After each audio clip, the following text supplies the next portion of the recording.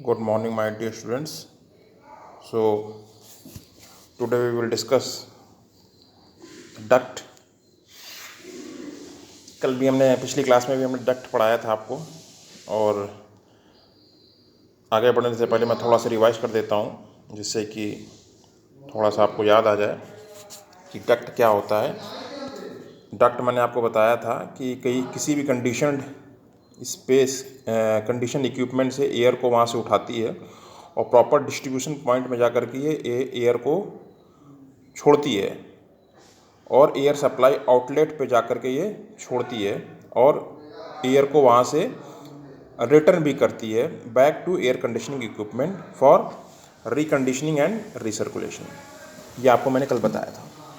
Classification of duct के बारे में बताया था कि वेलोसिटी है, प्रेशर है और टाइप्स ऑफ एयर। वेलोसिटी अगर 750 मीटर पर मिनट से कम है तो लो वेलोसिटी डक्ट है, उससे ऊपर है तो हाई वेलोसिटी डक्ट। प्रेशर में अगर बात करते हैं, अगर low, medium, high 50 mm of water से अगर कम है तो लो प्रेशर डक्ट है, 50 से 150 के बीच में है तो मीडियम है, 150 से 250 के बीच में है तो हाई है।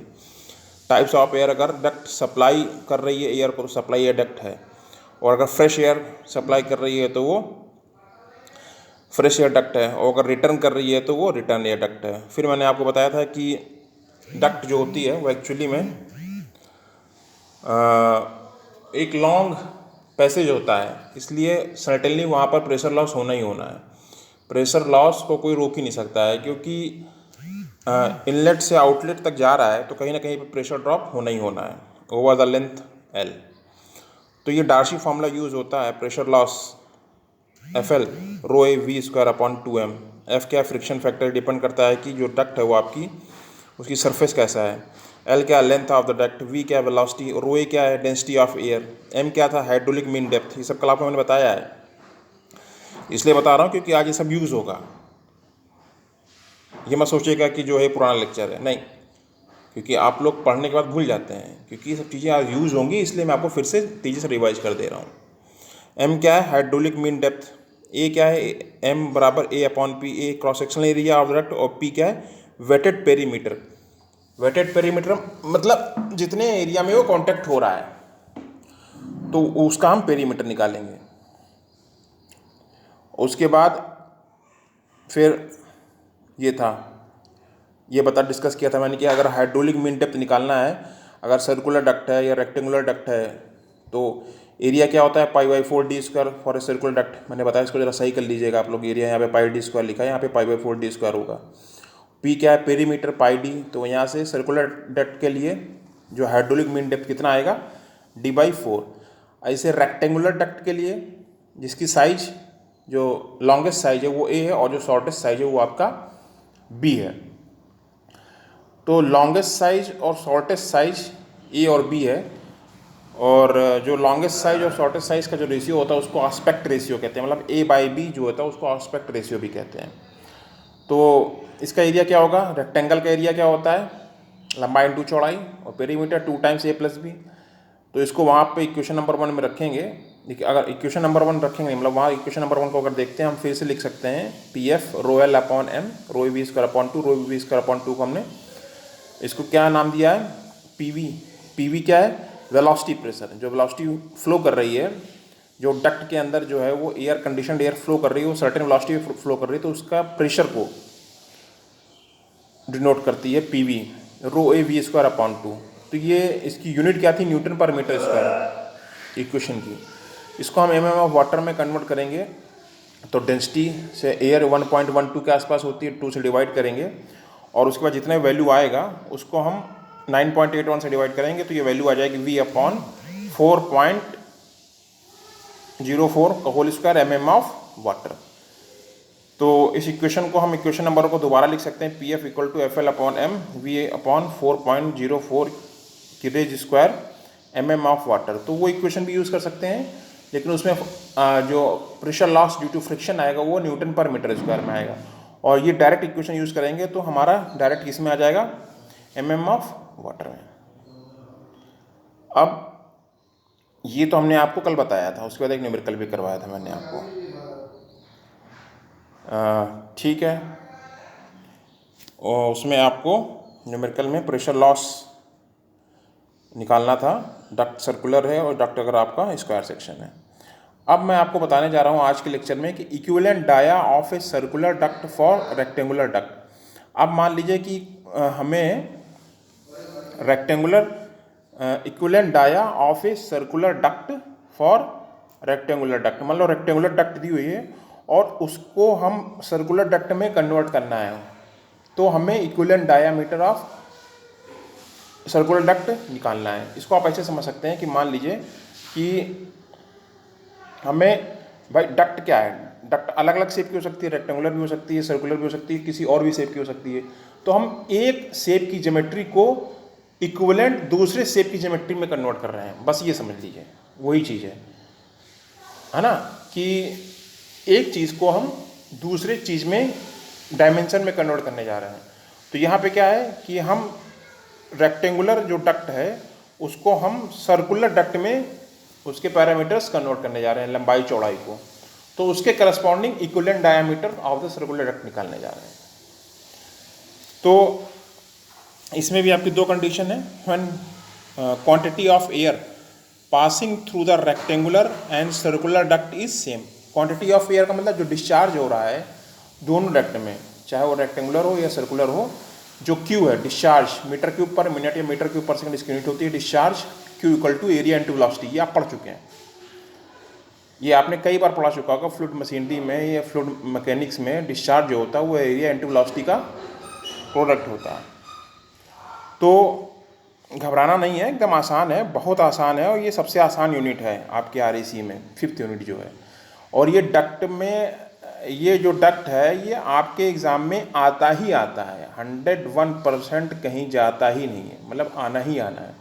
क्योंकि पूरी यूनिट में क्या है, एक पूरा elementary distribution of the duct, पूरा डक्ट के बारे में है, और आपका वाटर कूलर है ना। एक तरफ से अगर आप देखें तो आइस प्लांट है, और आपको मैंने आइस प्लांट पढ़ाया था, और उसके बाद जो है आपको मैंने वाटर कूलर पढ़ाया था, और मैंने क्या क्या पढ़ाया था थ्योरी आपको, अगर आपको याद हो, आइस प्लांट, वाटर कूलर, और जो है आपको अगर आपको याद हो तो उसको दोबारा देखिए जाकर कि मैंने क्या क्या डिस्कस किया था। जितनी भी चीज़ें हैं वो सारी की सारी कोल्ड स्टोरेज के बारे में बताया था, फूड प्रिजर्वेशन के बारे में बताया था, है ना। तो ये सब चीज़ें जो हैं आपके एग्ज़ाम में आनी ही आनी है, क्योंकि पूरी एक यूनिट है।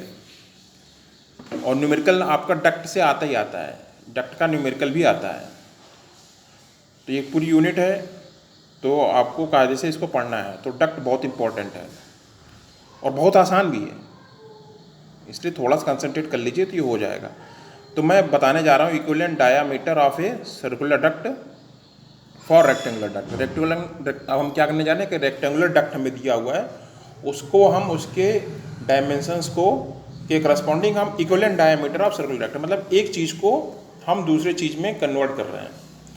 तो वो चीज़ कितना इक्विवेलेंट, मतलब इसको आप ऐसे समझिए कि जैसे मैंने आपको भी बताया है कि हमें रेक्टेंगुलर डक्ट दिया है, इसको मान लीजिए कोई अगर आपसे कहता है कि इसको रिप्लेस करके हमें सर्कुलर डक्ट लगानी है, तो उसका डायमीटर कितना होगा, बस ये समझ लीजिए, ठीक है। एक चीज़ को दूसरे चीज़ में कन्वर्ट करना है। तो पहला केस क्या है कि जब quantity of air passing through rectangular duct is same, मतलब डिस्चार्ज सेम है, तो फॉर्मूला क्या है PF का, FL rho A V square upon 2m, ये तो मैंने आपको बताया ही था, डार्सी फॉर्मूला। वहाँ से FL रो ए अपॉन 2, और FL रो ए, F क्या फ्रिक्शन फैक्टर, L क्या है लेंथ, रो ए क्या है डेंसिटी ऑफ एयर, 2 है, और M क्या है पेरीमीटर A/P। तो ये A/P है तो उल्टा गया, तो P ऊपर चला जाएगा, A नीचे रह गया। और V स्क्वायर को हमने क्या लिख दिया, V स्क्वायर को हमने क्या लिखा है, डिस्चार्ज क्या होता है एरिया इंटू वेलोसिटी, तो वहाँ से V क्या हो गया Q/A, तो V की जगह हमने Q/A रख दिया, ये समझ में आ गया। तो ये आपका Q/FL rho A upon 2 P upon A Q upon A का होल स्क्वायर, ये आ गया। अब ये जो दो इक्वेशन मैंने लिखी नीचे, PFC और PFR, ये क्या है, ये वही फॉर्मूला है जो ऊपर मैंने अभी लिखा था। PFC का मतलब pressure loss due to friction in circular duct, है ना, और PFR क्या है, pressure loss due to friction in rectangular duct. तो वही FL रो ए अपॉन 2, ये तो वही रहेगा। और जहाँ जहाँ पर P अपॉन ए, यहाँ पे PC और AC कर दिया ड्यू टू सर्कुलर, और डिस्चार्ज सेम है तो डिस्चार्ज में हम QC और QR नहीं करेंगे क्योंकि डिस्चार्ज हमारा सेम है, ये मान के चल रहे हैं पहला केस। और एक की जगह AC और AR कर दिया। ये बात समझ में आ गई? इक्वेशन कहाँ से लिख दी दोनों, PFC और PFR। कुछ नहीं, सफिक्स में C लगा दिया है सर्कुलर के लिए और रेक्टेंगुलर के लिए सफिक्स में हमने R लगा दिया। अब फिर ये एज्यूम किया गया है कि PFC इक्वल टू PFR, मतलब pressure loss due to friction in circular duct and pressure loss due to friction in rectangular duct. दोनों में जो प्रेशर लॉस हो रहा है वो हमारा सेम है, ये हमारा एजम्पशन है। तब हम तब हम देखने जा रहे हैं कि एक्सप्रेशन हमारा इक्विवेलेंट डायमीटर का क्या आएगा। तो अगर हम दोनों को रखते हैं तो दोनों की इक्वेट करते हैं तो वहाँ से FL rho A upon 2 cut जाएगा, जाहिर सी बात है, और क्यू स्क्वायर भी कट जाएगा क्योंकि डिस्चार्ज सेम था। तो बचा क्या हमारा AC स्क्वायर और AC मल्टीप्लाई करके AC क्यूब बना देंगे, PC अपॉन AC क्यूब, और इधर क्या हो जाएगा PR अपॉन AR क्यूब, क्योंकि क्यू स्क्वायर तो कट गया और FL रो ए अपॉन 2 भी कट गया, तो PR अपॉन AR क्यूब बचा केवल, है ना। अब देखो अब क्या करना है, PC का मतलब क्या है, perimeter of circular duct. PC क्या है, circular duct, perimeter 2 pi R, वही पाई डी हो गया। और AC क्या है, area cross section π/4 d square का होल क्यूब। PR क्या है, पेरीमीटर ऑफ रेक्टेंगुलर डक्ट, मैंने आपको बताया ही था, इसलिए मैंने रिवाइज किया था वो पिछले वाला। पेरीमीटर क्या होगा 2 टाइम्स A + B। AR क्या है, area of rectangular duct AB का होल क्यूब। तो इसको जब आप सॉल्व करेंगे, शांति से बैठ करके सॉल्व करिएगा, कुछ लोग इसको सॉल्व भी ना कर पाएँ। कुछ नहीं करना है, बस D को निकालना है A और B के टर्म में। A और B एक तरफ ले जाना, तो वहाँ से D आएगा जो वो आपका D इक्विवेलेंट होगा 1.265 A³ B³ upon A + B का होल स्क्वायर 1/5। तो भैया शांति से बैठ करके कर लो, इसमें कोई बहुत बड़ा तीर नहीं मारना है। ये जो एक्सप्रेशन लिखा है πD अपॉन π/4 d स्क्वायर का whole cube equal to 2 times A + B upon AB cube. अब इसमें D निकालना है, बाकी सब चीज़ को एक तरफ ले जाओ। अब अगर ये भी नहीं कर पा रहे हैं तो फिर बड़ा मुश्किल है। 1.265 A³ B³ upon A + B की रेज 1/5, इसको आप आसानी से सॉल्व कर लीजिए। और सिंपल सी मैथमेटिकल अप्रोच है और कुछ नहीं, इसमें कोई कॉन्सेप्ट नहीं है। तो ये चीज़ आपको याद रखना है, ये फॉर्मूला आपको एकदम याद करके रखना है, नहीं तो अगर बाई चांस अगर आप भूल जाए तो इसको आप डिराइव भी कर सकते हैं, ज़्यादा टाइम नहीं लगेगा क्योंकि डायरेक्ट न्यूमेरिकल में यूज होगा। और इसकी ये थ्योरी जो आज मैं पढ़ा रहा हूँ ये आपकी एग्ज़ाम में आती है कि equivalent diameter of a circular duct for a rectangular duct, कैसे आप रेक्टेंगुलर को सर्कुलर में कन्वर्ट कर रहे हैं। तो पहला केस क्या था कि जो quantity of air passing through the duct is same, discharge is same. अब सेकंड केस क्या है कि when velocity of air passing through rectangular and circular duct is same. अब सेकंड केस में क्या है कि वहाँ पे डिस्चार्ज हमने सेम किया था, अब हम वेलोसिटी इक्वल कर रहे हैं। तो वेलोसिटी इक्वल कर रहे हैं तो फिर फॉर्मूला वही लिखेंगे, PFC PFR वही पीछे वाला, FL rho A V square और PC अपॉन AC, और V इस बार V की जगह हमने V स्क्वायर V रखेंगे क्योंकि सॉरी वेलोसिटी हमारी सेम है ना। डिस्चार्ज के टर्म में हम उसको कन्वर्ट नहीं करेंगे क्योंकि वेलोसिटी हमारी सेम है। पिछली बार क्या था कि वेलोसिटी को discharge equal to area into velocity लिख दिया था, तो वेलोसिटी की जगह Q अपॉन A रख दिया था। इस बार ऐसा नहीं करना है क्योंकि वेलोसिटी सेम है, तो V को हमने छेड़ा नहीं है और V की जगह ना VC करेंगे ना VR करेंगे क्योंकि वेलोसिटी दोनों में सेम है। अब क्या है, फिर वही एज्यूम करेंगे pressure loss due to friction in circular duct and pressure loss due to friction in rectangular duct, दोनों में सेम है। तो दोनों एक्सप्रेशन जो हमने लिखे हैं दोनों को इक्वल कर देंगे। तो FL rho A V square upon 2 FL rho A V square upon 2 दोनों तरफ कट जाएगा, बचेगा क्या, PC upon AC equal to PR upon AR। Very good, इतना बचा। तो PC क्या है, this is the perimeter of circular duct πD। AC क्या है, area cross section of circular duct π/4 d square. Perimeter of rectangular duct 2 times A + B, area of perimeter AB। तो ये expression आया।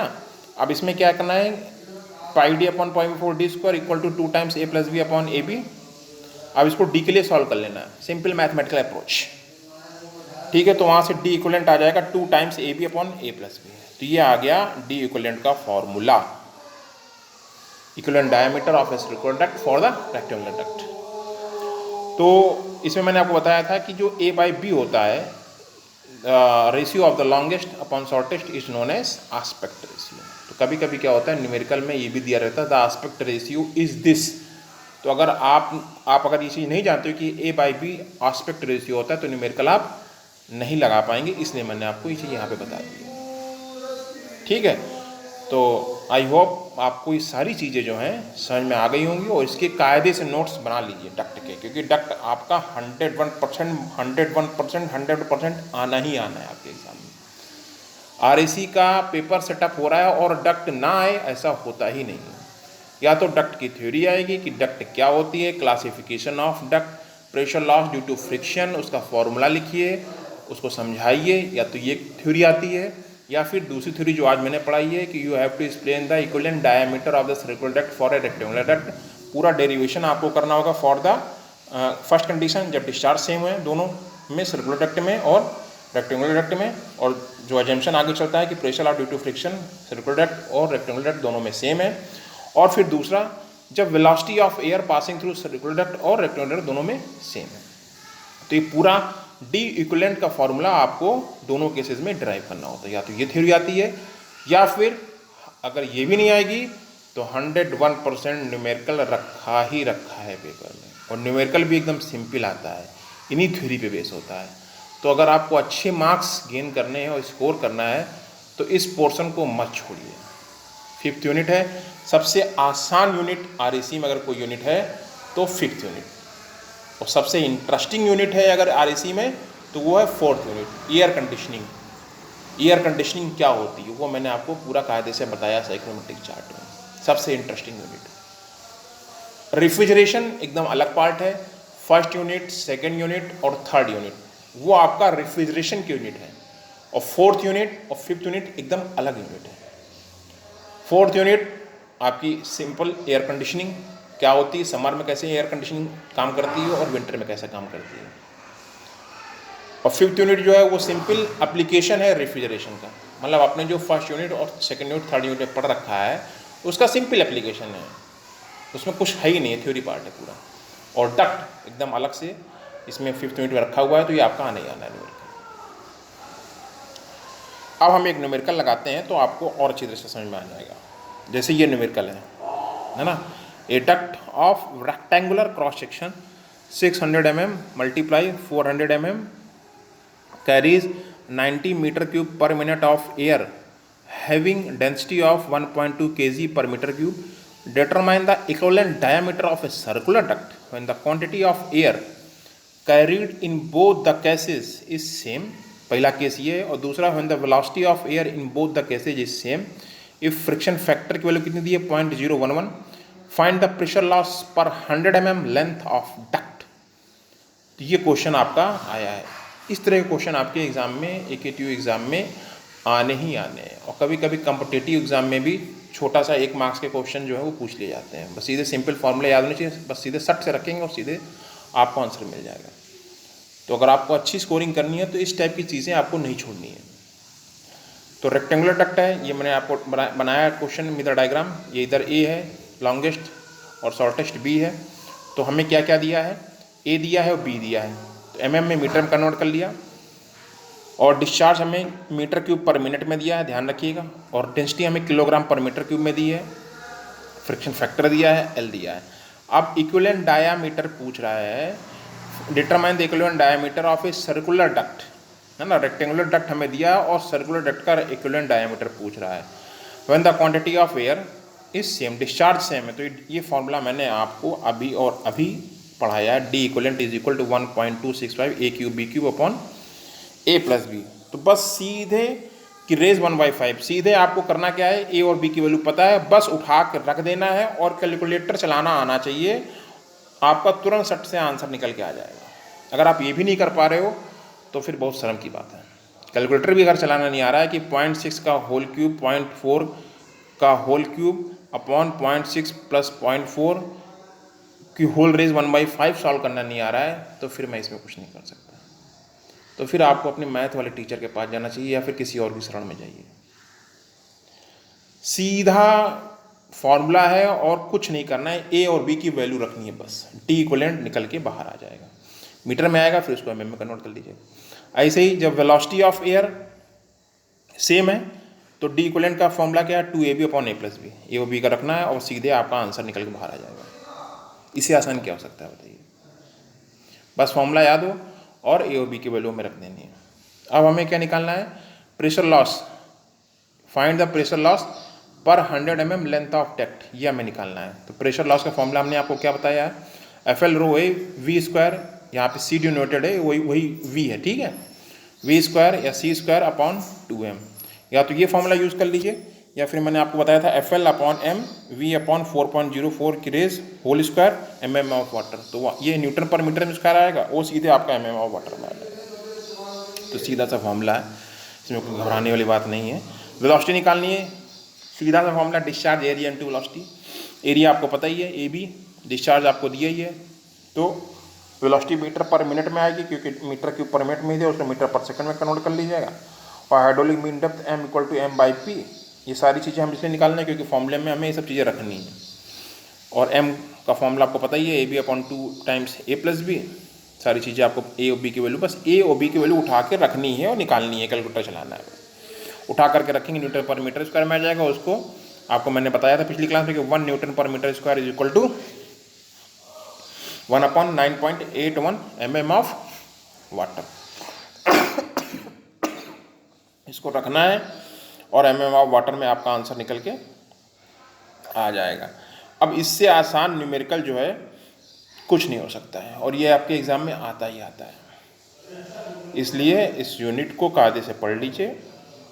कल मैं कुछ न्यूमेरिकल और लगवाऊंगा जो आपके एग्जाम में आते हैं, और उसके बाद एक लेक्चर और लूँगा डक्ट का, तब ये डक्ट पूरा आपका ख़त्म हो जाएगा। तो 4th यूनिट और 5th यूनिट जो है वो आपकी मैंने लॉकडाउन में कंप्लीट कराई है, इसलिए 4th यूनिट और 5th यूनिट जो उसको कायदे से पढ़ लीजिए।